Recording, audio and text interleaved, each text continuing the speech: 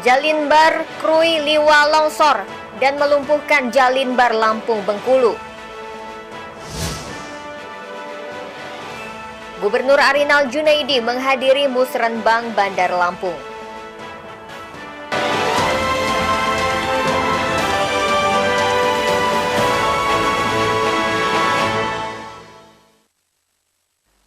Tabipun.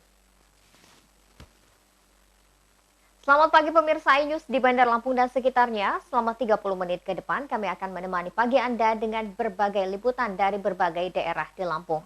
Jalinbar Krui Liwa tertutup longsor, tim berhasil mengevakuasi material longsor agar lalu lintas kembali normal. Pemirsa bersama saya Ferlisi Andini, inilah iNews Lampung selengkapnya.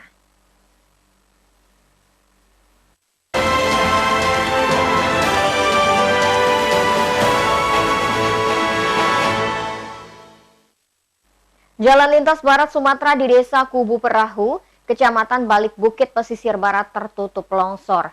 Longsor mengakibatkan jalan penghubung antar Provinsi Lampung dan Bengkulu sempat lumpuh beberapa jam.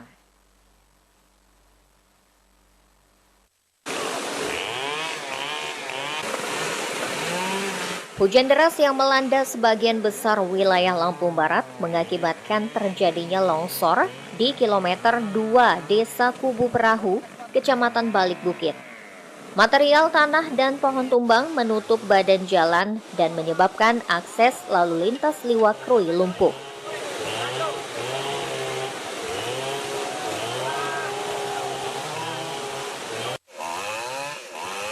Longsor terjadi sekitar pukul 16 waktu Indonesia Barat. Akibatnya, antrean panjang kendaraan yang hendak melintas berkisar sepanjang 2 hingga 3 km dari arah pesisir barat dan Lampung Barat. Seorang pengendara roda 2 yang hendak melintas mengatakan, longsor terjadi saat hujan deras mengguyur wilayah setempat. Ia mengaku sudah menunggu proses evakuasi hingga 1 jam lebih. Hujan deras. Oh, emang mbaknya mau kemana? Mau pulang. Udah berapa lama nunggu di sini? Udah 1 jam. 1 jam. Jadi belum bisa lewat ya? Belum. Sebelumnya, jalan lintas barat Sumatera di kilometer 2 Desa Kubu Perahu, Kecamatan Balik Bukit, Pesisir Barat tertutup longsor. Longsor mengakibatkan jalan penghubung antar Provinsi Lampung dan Bengkulu sempat lumpuh beberapa jam. Dari Lampung Barat, Enrico Ngantung, iNews melaporkan. Proses evakuasi Jalinbar di Desa Kubu Perahu, Lampung Barat dilakukan secara manual oleh tim gabungan. Anggota tim bahu-membahu membersihkan material longsor dari badan jalan.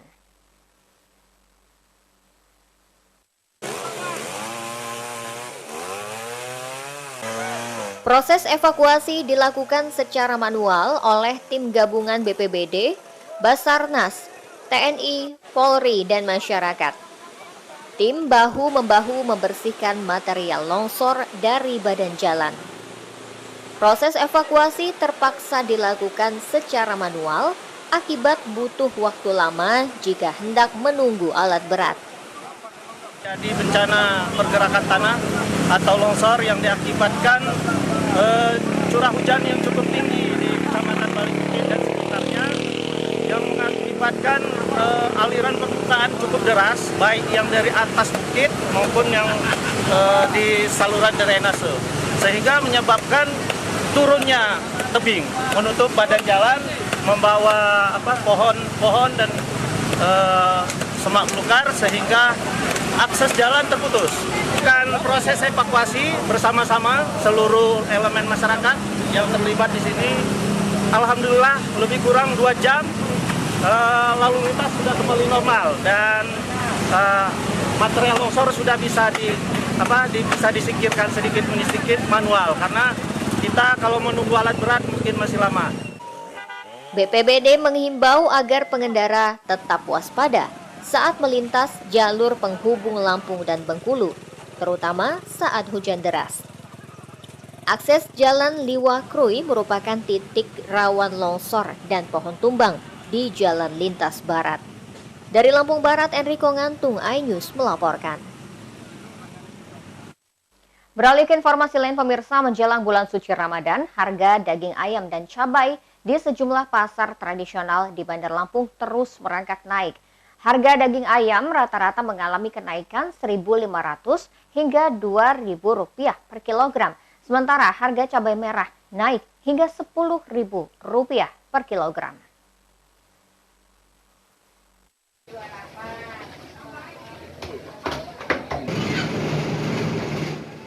Kenaikan harga daging ayam dan cabai merah mulai terjadi sejak 2 hari terakhir. Harga ayam potong yang sebelumnya Rp28.000 per kilogram, kini menjadi Rp30.000 per kilogram. Sementara cabai yang sebelumnya berkisar antara Rp18.000 per kilogram, kini naik menjadi Rp28 hingga Rp30.000 per kilogram. Sejumlah pedagang di Pasar Sukarame Bandar Lampung menuturkan, kenaikan harga daging ayam potong dan cabai ini terus terjadi setiap harinya. Kenaikan harga ini mulai terjadi sejak sepekan terakhir. Selain diakibatkan mulai minimnya pasokan agen kepada para pedagang pasar, kenaikan harga ini dipicu akibat tingginya permintaan pasar menjelang bulan puasa. Kenaikan kemarin ayam itu naik 1.500 ya. Per kilo? Per kilo. Sudah sejak kapan ini? Itu sudah 2 hari ini. 2 hari yang lalu ya? 2 hari yang lalu. Ini bakal naik terus sampai nanti menjelang puasa ya? Biasanya naik, cuman nggak banyak. Gitu ya. Nggak banyak. Sekarang keadaannya kayak gini. Mulai Ramadan ini dia naik lagi, nanti puasa ada beberapa hari dia biasanya turun lagi. Biasanya paling tinggi kenaikan sampai berapa per kilo? Pernah sampai 5.000. Kilo sekarang ini dari petani ada udah 40. 40? Dari petani. Itu cabai merah? Cabai merah.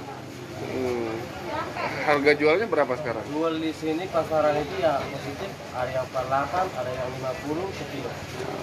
45 ada tergantung. Berarti per kilo berapa kenaikannya? Kenaikannya per kilo itu 5.000. 5.000 ya? Ini bakal terus naik sampai bulan puasa nanti? Kayaknya naik tuh. Bakal terus naik ya? Ya. Terus selain cabai merah. Para pedagang memperkirakan kenaikan harga ini masih akan terus terjadi hingga memasuki bulan puasa mendatang. Dari Bandar Lampung, Andres Afandi, iNews melaporkan. Kenaikan harga cabai merah juga terjadi di pasar tradisional Tulang Bawang Barat. Pedagang mengeluh harga yang terus naik sehingga tidak seimbang dengan jumlah pembeli yang semakin menurun.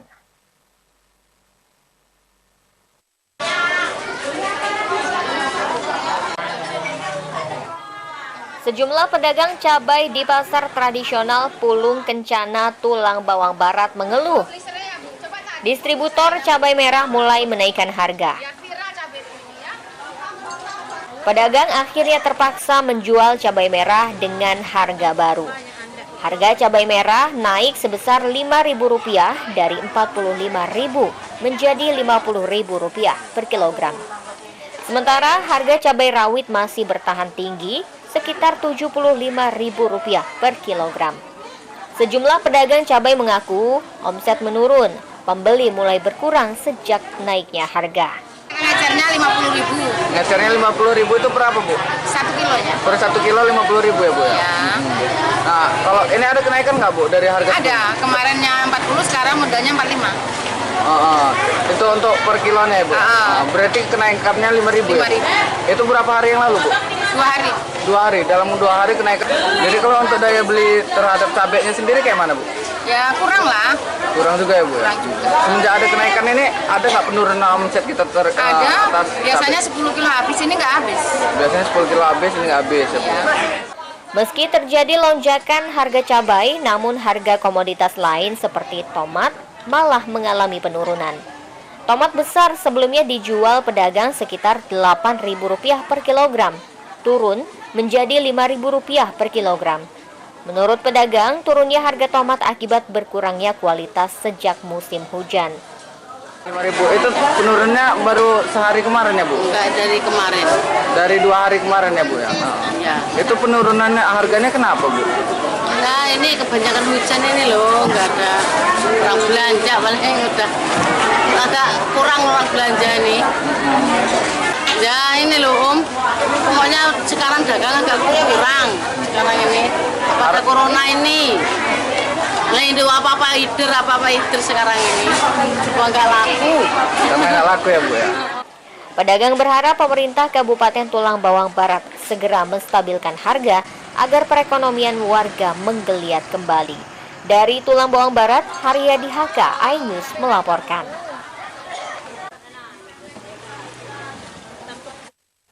Pemirsa, setelah jeda pariwara berikut kami kembali dengan informasi. Gubernur Arinal Junaidi menghadiri Musrenbang Bandar Lampung. Tetaplah bersama kami.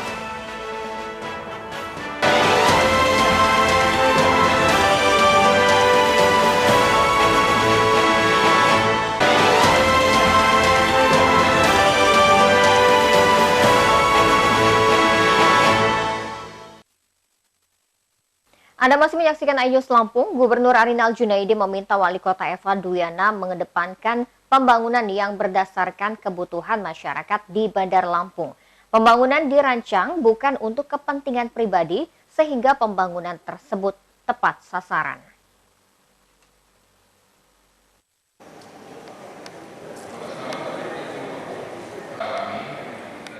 Dalam musyawarah perencanaan pembangunan Musrenbang RKPD Kota Bandar Lampung tahun 2022, Gubernur meminta Eva Duyana mempunyai konsep untuk membangun Bandar Lampung.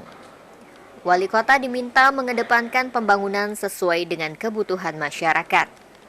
Eva diminta mewujudkan janji kampanye yang sesuai dengan harapan masyarakat. Posisi Bandar Lampung sebagai ibu kota provinsi juga membuat pembangunan di kota ini menjadi cerminan pembangunan provinsi.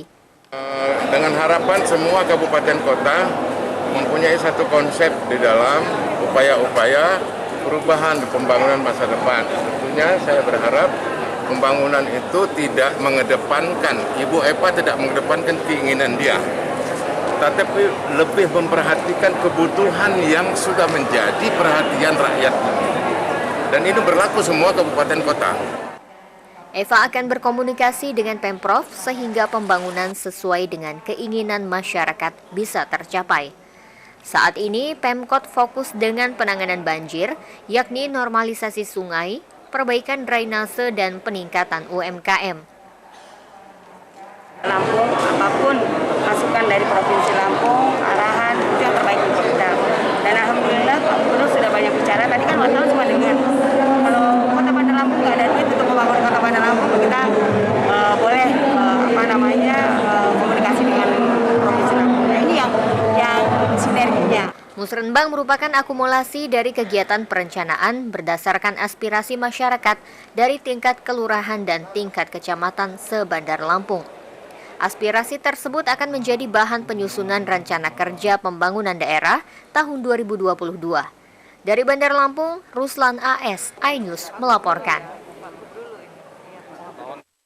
Direktorat Reserse Kriminal Umum di Reskrimum Polda Lampung melimpahkan perkara pemalsuan ijazah paket C yang dilakukan anggota DPRD Lampung Barat Sarjono. Ada 2 tersangka dalam kasus ijazah palsu sang anggota dewan.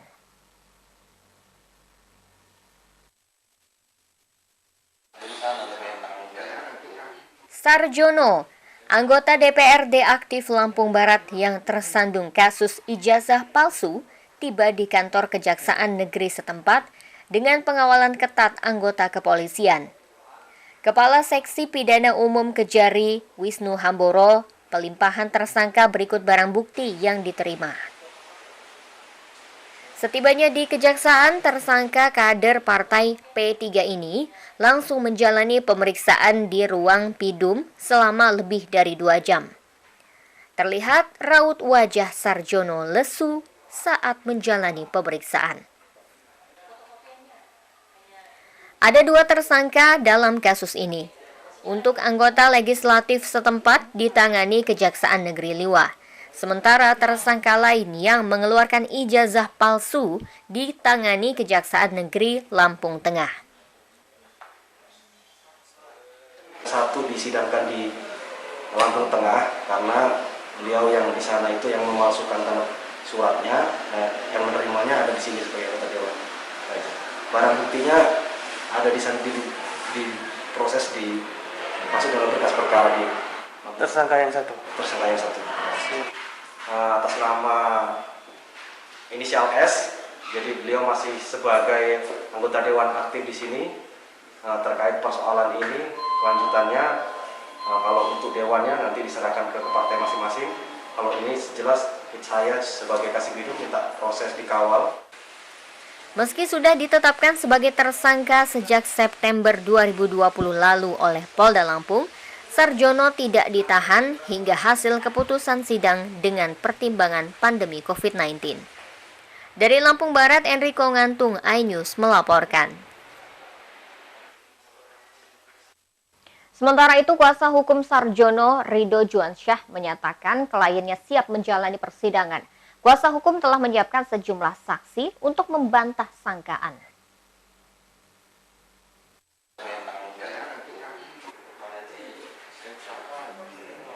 Sementara kuasa hukum tersangka Ridho Juansyah meminta proses hukum dilaksanakan dengan adil.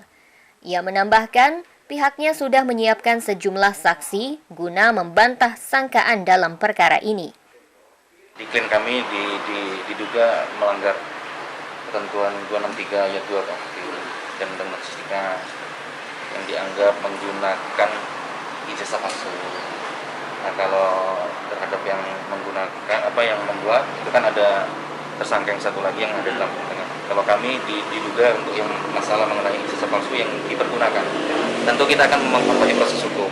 Kita sangat mengapresiasi proses hukumnya yang profesional dan kita juga menunggu juga pelimpahan untuk segera dilimpahkan ke pengadilan.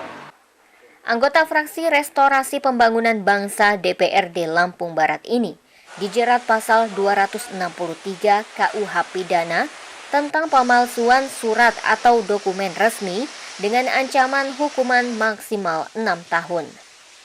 Dari Lampung Barat, Enrico Ngantung, iNews melaporkan.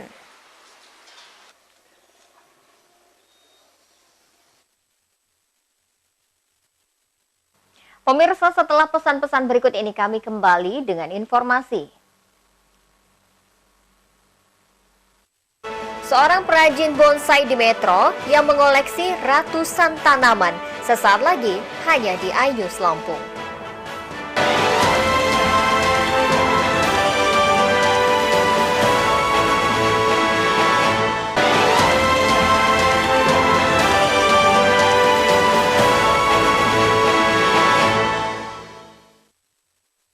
Pemirsa, terima kasih Anda masih bersama kami. Tanaman kerdil memiliki nilai seni tinggi atau kerap disebut bonsai. Hingga kini masih banyak diminati penghobi. Siapa sangka di Metro Lampung ada seorang warga yang sudah puluhan tahun setia membuat bonsai hingga memiliki ratusan koleksi dari berbagai jenis tanaman. Laporan tersebut mengakhiri iNews Lampung hari ini. Mewakili tim yang bertugas hari ini, saya Ferlisi Andini undur diri.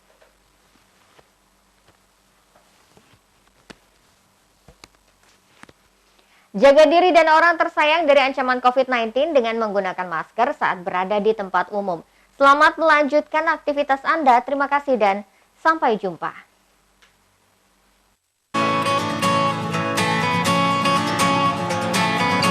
Bonsai, tanaman yang sengaja dikerdilkan dan dibentuk sedemikian rupa untuk dinikmati keindahannya.